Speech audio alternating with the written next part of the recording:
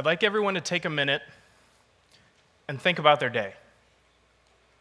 If you're anything like me, you wake up in the morning, take a shower, get dressed, eat breakfast, drive to work, eat lunch, work some more, drive home, eat dinner, and go to sleep. What if you got into a car accident and your car was totaled? You'd Uber, right? You'd use Lyft. You'd use a bus. I'd still make it into work, no problem. Okay. So all the money that you're now using on Uber causes you not to be able to pay for your water bill. You can't take a shower. So are you going to be the stinky guy who shows up at Lyft to go to work? Oh, one more thing. You don't have clean clothes. Now you're going to be the stinky guy who's in dirty clothes who shows up on Uber. You don't have money, you don't have food anymore. Could you even go to work?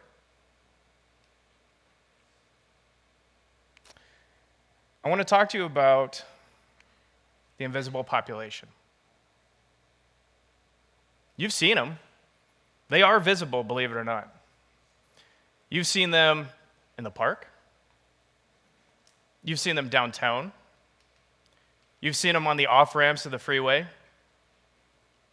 And now you all know exactly who I'm talking about. It's the homeless.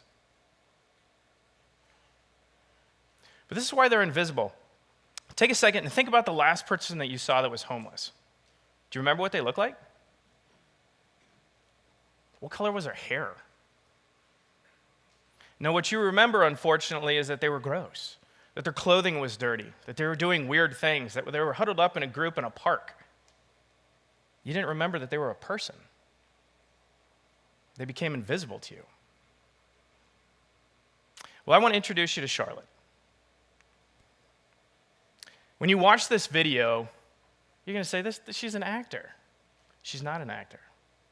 In order for Charlotte to allow me to film her, to show you all, Charlotte used the last bottle of water that she had to wash her face. She had to get the cleanest dirty shirt that she had. And oh, by the way, since she washed her face, she couldn't wash her hair, so she had to find a hat. Then she had to ask her friend if she could borrow a necklace so that she'd be pretty for the video. This is Charlotte. For me, I had no idea I was going to end up here and be homeless, but here I am. And it's just hard to get out once you're here.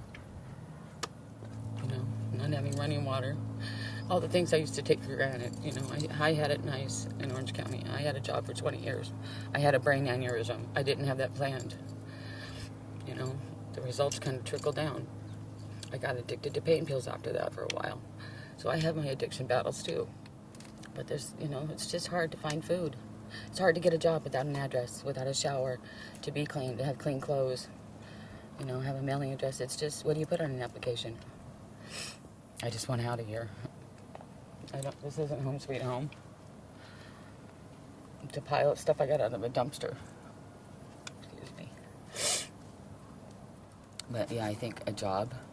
I don't know if everybody out here wants to work. I know me personally, I prefer to work.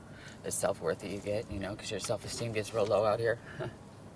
You feel like you're nothing, nobody, you don't matter. You know, people walk around you like you're contagious on the sidewalk and pull their kids away. We're not.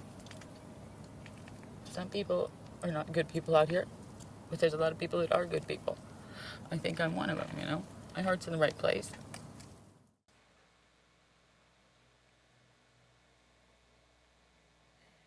That was Charlotte. She had a brain aneurysm. And now she's homeless.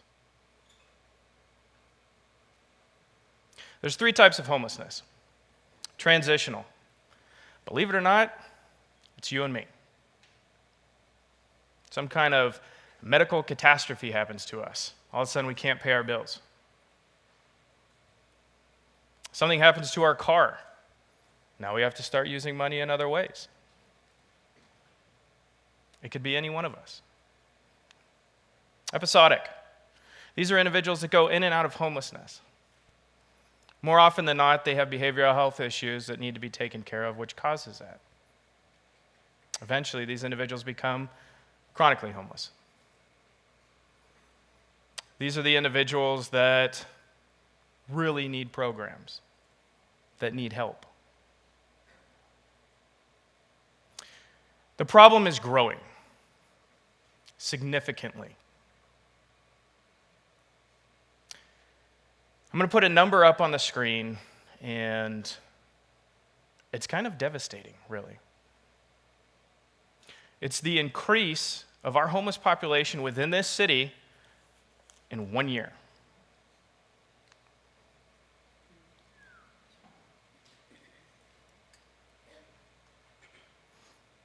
But there's government programs, right? There's cities that are taking care of this. Our city's taking care of this, right? What can you do? Because obviously cities, states, the nation, they're doing what they can, but they're not taking care of it. What's the answer? What's the solution? Community-based problem solving. In times of crisis, human beings come together. Look at Harvey. Look at 9/11. You had people from different states in Harvey coming in and helping out because mankind was in trouble. Guess what? Mankind's in trouble. A friend of mine came and visited me, and he was from a foreign country. And he saw this individual who was homeless. And it blew my mind to think about this, because again, the invisible population, we don't see them. And he said, how in America can you have someone that's living on the streets? I couldn't understand it. I said, what do you mean? He said, look in LA. Rows and sections of people that are homeless. Community-based problem solving. Communities coming together to solve the issue. You have organizations within each of your communities that do specialize in homelessness. They do outreach. They provide food. Sometimes they provide shelter. The problem is that they're taking on the problem as a whole, and they're solving the problem okay. They're not doing a great job. They're doing what they can. Community-based problem solving is the community coming together. It's the church that decides to provide transportation to a group of people that need transportation to job interviews, that need transportation to their doctor's appointments. It's the synagogue that decides that they're going to, every Thursday, give some clean clothing to somebody so that they can go to that job interview, so that they don't have to sit in filth. It's the individual who remembers in December how cold it gets, even in the desert. Man, my hands are cold. I bet you his hands are cold. He doesn't even have a house to go to. What am I going to do? I'm going to get them gloves. That's what I'm going to do to help. And that's all you need to do. Organization, people coming together and solving the problem. That's all it is. Coming together. But what's being done? Or rather, what's going on right now? I'm going to leave you with a story that I want to give you about, we'll call him Jay. I do outreach sometimes with the local police department. Jay is 19 years old. I found him in a ditch. And he was sleeping. He wasn't dead or, it would be horrible. But he was in a ditch. He was kicked out of his house. He was addicted to methamphetamines. I was able, with PD, to call an individual that's in this city who runs a rehabilitation program. The next day, Jay was off the streets, and he was in the rehabilitation program. 5 months later, today, he hasn't touched any drugs. He's no longer homeless. He lives up north, and he works on a farm. That was me and one other person that did that. You can do it too. We can solve this crisis. We can solve this problem. We just have to come together.